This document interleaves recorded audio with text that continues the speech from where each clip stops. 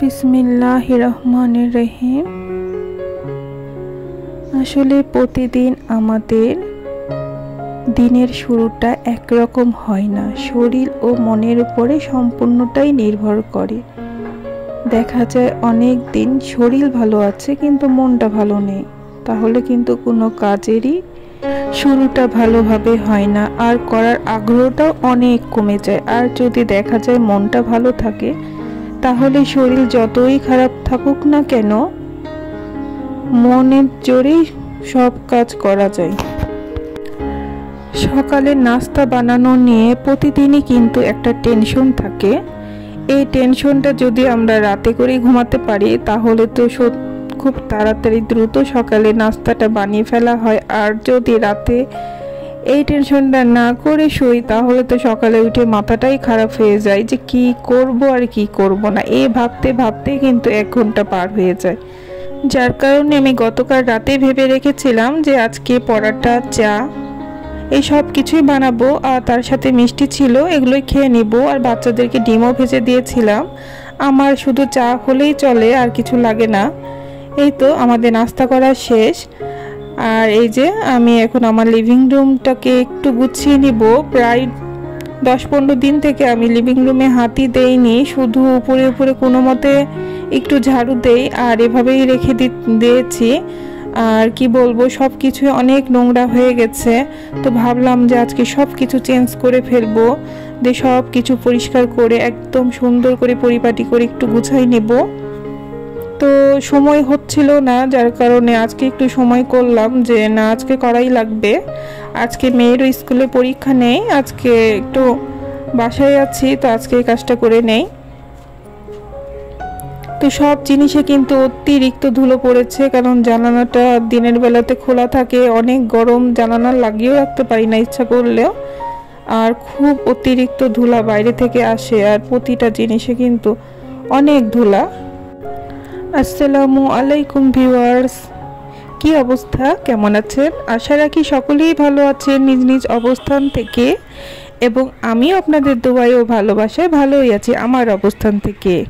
তা আমি Das daily blog থেকে আরও একটি নতুন দিনে নতুন ভিডিও নিয়ে আপনাদের সামনে হাজির হলাম।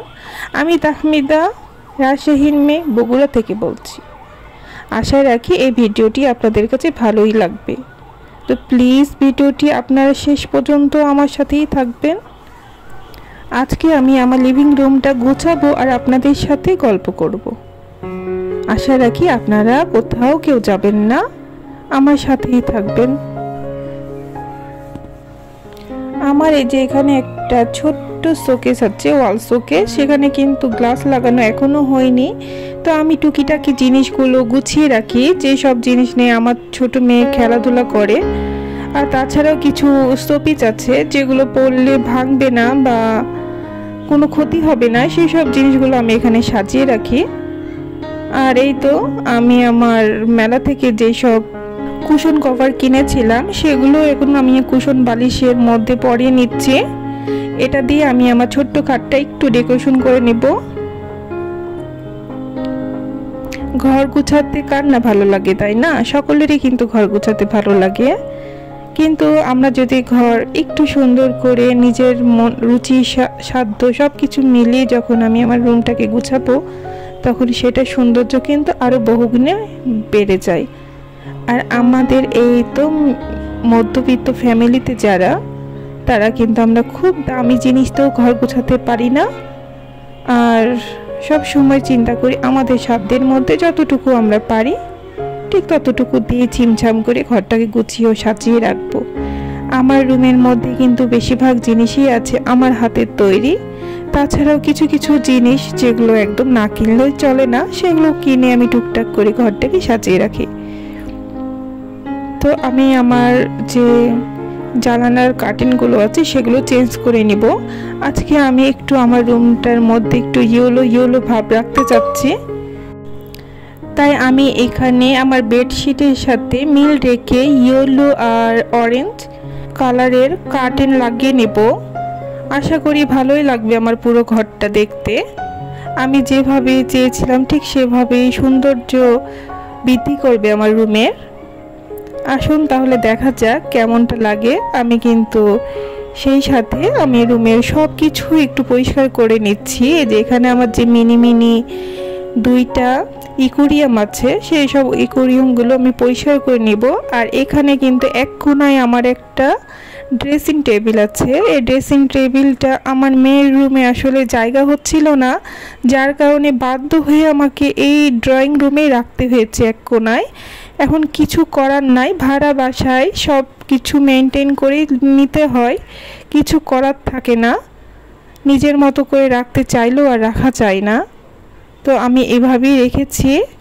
তারপরেও খারাপ লাগে না, ভালোই লাগে। এই যে আমার ছোট্ট মেয়ে এখানে তার পুতুলটাকেও সাজিয়ে রেখেছে। আমি কিন্তু পুতুলকে সাজাই না, এই ধরনের বারবি ডল কি যে কোনো ডলই আমি রুমের মধ্যে সাজিয়ে রাখি না, কিন্তু ওর আবদার তাই একটু পূরণ করলাম। তো ভাবলাম যে আমি ভিডিও করার পরে আবার ঢুকিয়ে রাখবো, আমি এগুলো সাজিয়ে রাখবো না। তো কিছুদিন কয়েকদিন একটু থাকবে, তারপরে আমি আবার এগুলোকে অন্য জায়গায় রেখে দেব। তো আমার ছোট্ট একটা হেল্পিং হ্যান্ড, আমার ছোট মেয়ে, ও চলে এসেছে আমাকে সাহায্য করার জন্য। ও বলছে, আম্মু আমার সোফার রুমালগুলো আমি লাগিয়ে তোমাকে একটু সাহায্য করে দিই, আর তুমি একটু করে ভিডিও করো, আমি অনেক তোমাকে সাহায্য করি। সেইটা বলবে সবাইকে। যাদের বাসাতে তো আমার ছোট্ট মেয়ের সমান বাচ্চা আছে, তাদের বাসাতে মনে হয় এরকমই হয়, সব সময় মায়ের পিছে ঘুরঘুর করে আর মাকে এভাবে সাহায্য করে। আচ্ছা, আমি কিন্তু রুমও সাজাচ্ছি, এই পাশে কিন্তু আমি রান্নাও করছি, একসাথে কিন্তু আমি দুইটা কাজই করছি। তো আমি আজকে রান্নার কিন্তু বেশি ঝামেলা করব না, আমি একটাই তরকারি রান্না করে নিচ্ছি। আমি মাছ দিয়ে পটল, ঝিঙ্গা, আলুর একটা তরকারি রান্না করে নিচ্ছি। এভাবে আমাকে মাছ রান্না করে খেতে কিন্তু ভালোই লাগে।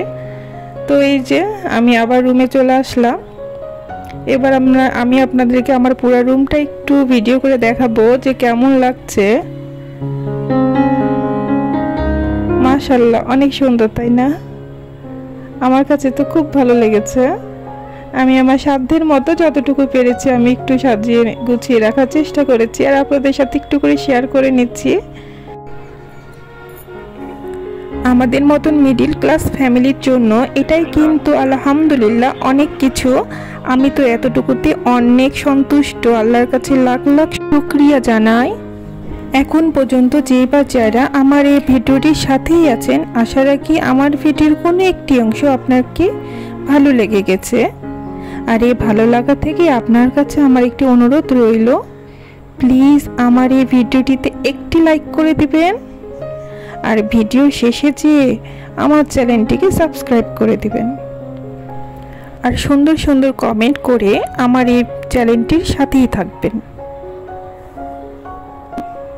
আপনাদের একটি সুন্দর কমেন্ট আমাকে কিন্তু আরও একটি নতুন কন্টেন্ট তৈরি করার সাহায্য করে।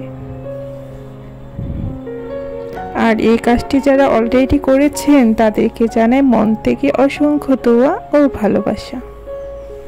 এখানে আমি বেলের শরবত করে রেখেছি। আমার বড় মেয়ে 4টার সময় স্কুল থেকে ফেরে, তো ওর জন্য আমি বেলের শরবতটা করে রেখেছি, আর এখান থেকে আমি একটু খেয়ে নিব।